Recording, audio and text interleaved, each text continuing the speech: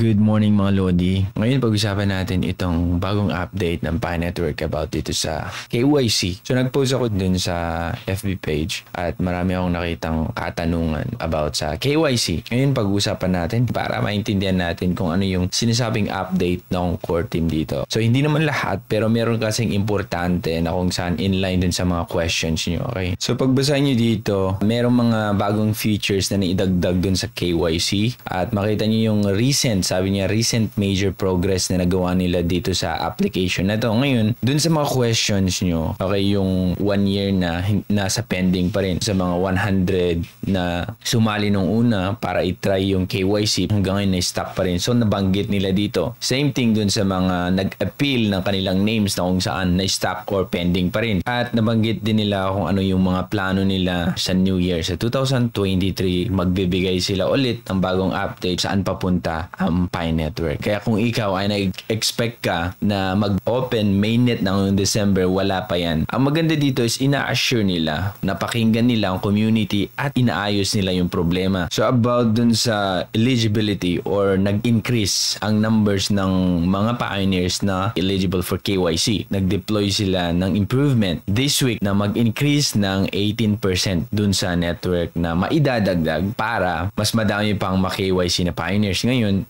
additional 13% ang maidadagdag na maging eligible sa KYC if na-verify yung Pi account mo. So, ibig sabihin nun, yung phone number mo or your Facebook mo is verified siya. So, meron akong video dyan kung paano nyo i-verify yung phone number nyo at easy lang naman yung pag-verify dun sa Facebook account nyo. Make sure lang na huwag nyo kalimutan yung password ng Facebook nyo kasi importante yun, mga Lodi. Kasi every time mag-change kayo ng phone, ililipat nyo itong Pi application din sa bagong phone nyo, may dalawang option kayo paano mag-login using your Facebook account or yung phone number nyo. So kung gusto mo, okay, na mas mapabilis, hindi naman ibig sabihin na andyan na agad once na verify mo kasi alam ko marami ng verified phone number and verified Facebook account pero still wala pa rin sila natatanggap na KYC invitation. Hintay-hintay lang tayo pero yun ang nasa update nila. May additional lang na may dadagdag na 13%. Pero ako pa sa inyo, mas maganda meron ko yung verified phone number or mas maganda sa akin is Facebook login na lang. Kasi once na lilipat nyo or magpapalit nyo ng phone, easy lang na i-transfer. Ngayon, ito na yung next step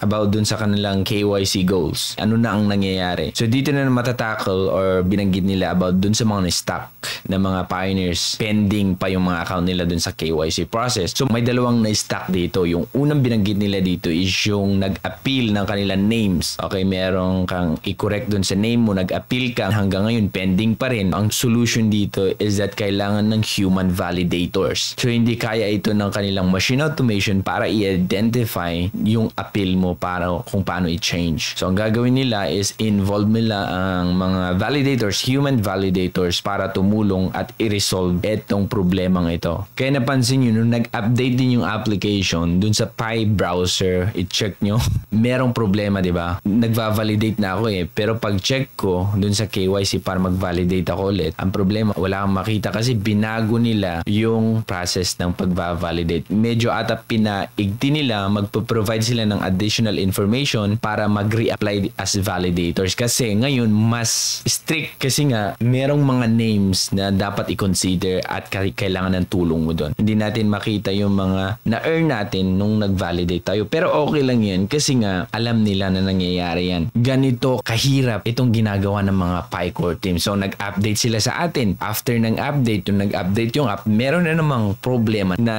nakita natin. So another problem naman na i-check nila dun sa kanilang backend. Kasi nga every time meron silang i-release na news or update, merong problemang darating and they need to solve that as well. Ilagay natin sa ating isip na alam nila yung nangyayari. Aware sila dun. Syempre, waiting lang tayo dun sa update nila kung ano nangyari dun. But I'm sure yung mga na-earn natin ay andun, makikredit dun sa account natin. Yun yung mga i-resolve nila. Pangalawa, ito na yung mga nag-KYC na pending for 6 months, 1 year, or yung mga nag-try sa beta, mga 100 per region. Okay? Kung isa ka dun at ngayon pending pa, so mag-expect tayo na mariresolve nila yan. Not 100%, okay? Pero sinasabi nila na i-unblock nila 56% of the pioneers whose application are stuck in the KYC KYC process. So kumbaga, ang na-stuck dito sa KYC process is 100,000 na mga tao dito sa Pilipinas. Then, sabihin na natin mga 52,000 na mga pioneers is ma-unblock. And pag isa ka dun, then, ibalita mo naman. Pero hindi 100% lahat is ma-unblock. They're working on that para lahat-lahat is ma-unblock na. Pero, ang gusto kong iparating sa inyo is, etong core team, naririnig tayo dito sa mga problema natin nararanasan about KYC. Sana maliwanag sa atin yung kanilang update at huwag tayong mag-worry mga Lodi, okay? So, eto na yung kanilang parallel priorities. Meron silang dalawa na priority dito sa enclosed mainnet. Focus sa mass KYC and ecosystem utilities building. Ngayon, essential ito or sinasabi nilang importante ito para makamit natin yung objective or yung goal ng Pi Network. So sabi dito, on KYC, we hear the community and we thank you for your patience as the core team does everything we can to scale KYC as soon as possible. So ito na yung sinasabi ko, okay? Kasi ang dami kong nakikita nagpo-post na wala na ata, 1 year na akong hindi pa pending pa o hindi pa nagki-KYC. Pero ito ang tandaan nyo, napakinggan tayo ng mga core team. At syempre, sabi na nagpapasalamat sila dito sa pasensya natin. At ginagawa naman ng core team ang kanilang makakaya para ma-KYC or ma-scale or ma-improve itong KYC application as soon as possible. So sabi dito, Pi Network's goal would not be possible without the support of the Pi community at large. So dito mga Lodi, makita natin na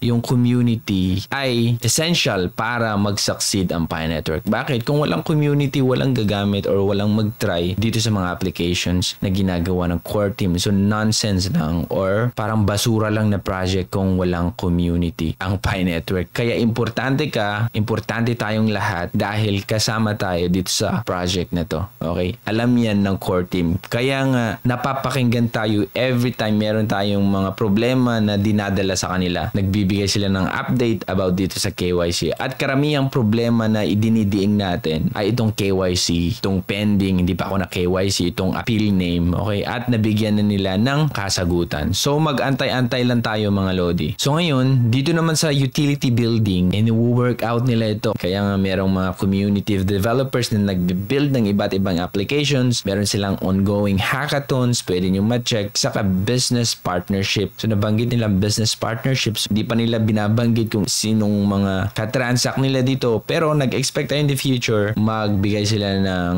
update dito. So nakita naman natin kung paano yung journey natin sa Pi from scam na sinasabi nila na walang kabuluhan yung ginagawa natin hanggang umabot tayo sa nagkaroon ng closed mainnet, nagkaroon ng barter, nakikita natin yun, yan yung present na nangyayari, nagkakaroon ng KYC, nakita nila na meron ng blockchain at meron ng mga partnership, hackathon project, makita nyo yung progress ng Pi Network slowly but surely. Ngayon, marami nagtataka siguro yung paulit-ulit nilang sinasabi na walang mga malalaking company. Hindi nyo nakita na ang lumalapit ngayon is sila. Example dito is yung BSC News. Tuloy-tuloy na siyang gumagawa ng mga news about Pi Network. At makita nyo, yung core team, wala man lang silang binabanggit about dito sa BSC News. Alam mo yun, yung parang saan na dapat sa Twitter, magpasalamat sila na thank you sa BSC News, ganito. Katulad ng mga ibang projects na nabanggit lang yung pangalan nila sa isang news outlet or crypto news outlet, i-post na nila dun sa kanilang mga official Twitter account. Pero hindi, ginawa ba yun ng core team? Pag pumunta kayo dun sa kanilang Twitter, wala man lang silang binabanggit about BSC News. Sino lang nagbabanggit, sino lang nag-hype itong mga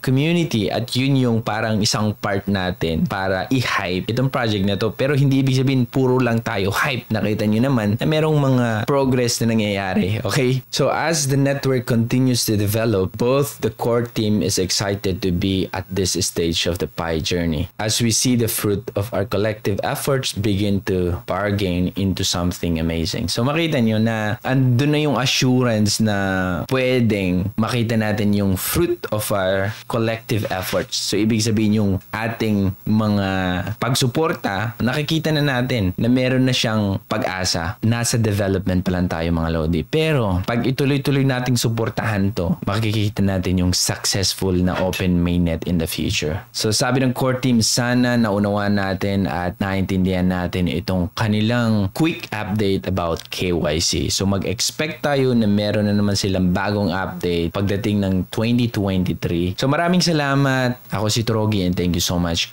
for watching. Bye.